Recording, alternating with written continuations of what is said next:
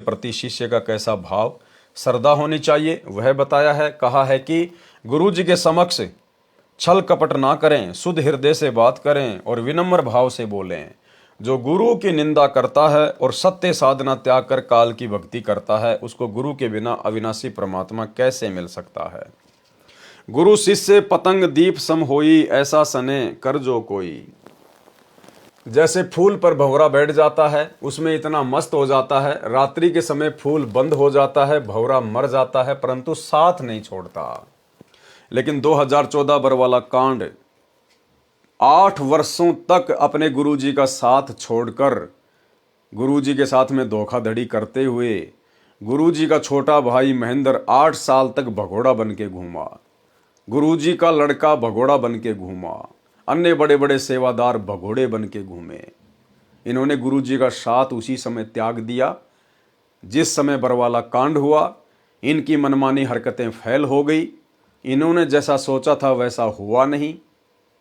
और जब पुलिस प्रशासन गुरुदेव भगवान को अरेस्ट करने के लिए आया तो यही सारे के सारे लोग जो बरवाला कांड के मुख्य सूत्रधार हैं, गुरुदेव का भाई, गुरुदेव के लड़के, अन्य बड़े बड़े परम भगत समझे जाने वाले लोग, ये सारे के सारे लोग बच निकलकर भागने का प्रयास कर रहे थे, लेकिन ये पुलिस की हत्थे चढ़ गए और काफ़ी संख्या में लोग भगोड़े बनकर घूमते रहे पिछले 8-10 वर्षों तक। कुछ तो वर्तमान में भी भगोड़े बनकर घूम रहे हैं। अन्य उदाहरण चांद तथा चकोर पक्षी का बताया है कि एक चकोर पक्षी रात्रि में चंद्रमा की ओर उसी समय से देखना शुरू कर देता है जिस समय उदय होता है। एक टक दृष्टि जमाए रहता है, चंद्रमा ऊपर होता है तो चकोर पक्षी गर्दन ऊपर करता चला जाता है। चंद्रमा जब पीछे को जाता है तो वृक्ष पर बैठा चकोर पक्षी गर्दन ऊपर से पीछे की ओर करता चला जाता है। एक पल भी चंद्रमा से नजर भी नहीं हटाता। कई बार वृक्ष से गिर जाता है, उसकी गर्दन टूट जाती है, फिर भी पृथ्वी पर पड़ा पड़ा भी चंद्रमा से दृष्टि नहीं हटाता। यानी इतना प्रेम जब तक आप और भगत भाई बहनों का अपने गुरुदेव के प्रति नहीं होगा, और ये प्रेम भाई और बहनों ऐसे नहीं उमड़ेगा। ये प्रेम उमड़ेगा जब हम पतिव्रता पद की भक्ति करेंगे, केवल अपने गुरुदेव को ही परमेश्वर मानकर, कबीर जी मानकर, अपना इष्ट मानकर भक्ति करेंगे। आपने गुरु बना रखा है, साथ में आप जी दाढ़ी मूछ वाले कबीर जी को कबीर मानकर, परमात्मा मानकर आप उसकी फोटो अपने गले में लटका के घूम रहे हैं, अपने घर पर दरबार साहिब में लगा के रखे हुए हैं, आश्रमों में टांग रखी है।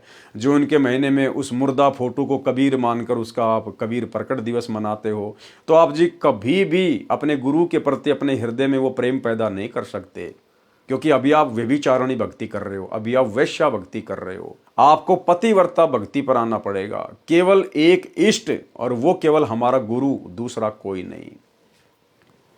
कई बार अंधेरी कृष्ण पक्ष की रात्रि में अग्नि के अंगारे को उदय होता चंद्रमा जानकर चोंच में भर लेता है। जीव जल जाती है, मर जाता है, अंगारा को छोड़ता नहीं है। ऐसा प्रेम गुरु के प्रति शिष्य का होना चाहिए, तब परमात्मा प्राप्त होता है। चकोर पक्षी को चांद से कुछ मिलना भी नहीं होता, फिर भी फिदा हो जाता है। गुरु से अनमोल पदार्थ सत्य भक्ति तथा परमेश्वर मिलता है। इस सौदे में हानि तो है ही नहीं। हिरण यानी मृग को वश में करने वाला शिकारी एक यंत्र से धुन निकालता है। उस धुन को सुनकर हिरण शिकारी की ओर खींचा चला जाता है। दुश्मन के सामने अपना मुख रख देता है, शिकारी उसको पकड़ ले जाता है, मारकर अपना स्वार सिद्ध करता है, परंतु हिरण पीछे नहीं हटता। गुरु के साथ ऐसा प्रेम शिष्य का होना चाहिए, मोक्ष अवश्य मिलेगा। जैसे पपीहा पक्षी पृथ्वी पर खड़ा पानी नहीं पीता, चाहे प्यास से मर जाए, वह आकाश से वर्षा का पानी पीता है। इसी प्रकार शिष्य को अपने गुरु के अतिरिक्त अन्य गुरु से कोई वास्ता नहीं होना चाहिए। लेकिन यहाँ तो वास्ता हो गया। गुरुदेव भगवान कह रहे हैं, यदि आपको अपने गुरु की प्राप्ति करनी है, मोक्ष प्राप्त करना है, तो अपने पपीहे जैसा बनना पड़ेगा। पपीहा इस पृथ्वी का पानी नहीं पीता, चाहे कितना ही पानी क्यों ना हो। वो स्वाति नक्षत्र में आकाश से गिरने वाली बूंद का पानी पीता है। इसी प्रकार भाई और बहनों, वर्तमान में इन सतलोक आश्रमों में अपने गुरुदेव भगवान का जहां इंतजार करना चाहिए था शब्द के लिए, उस बूंद के लिए, हम पपी हैं। हमारे गुरुदेव भगवान वो बूंद है स्वाति नक्षत्र की।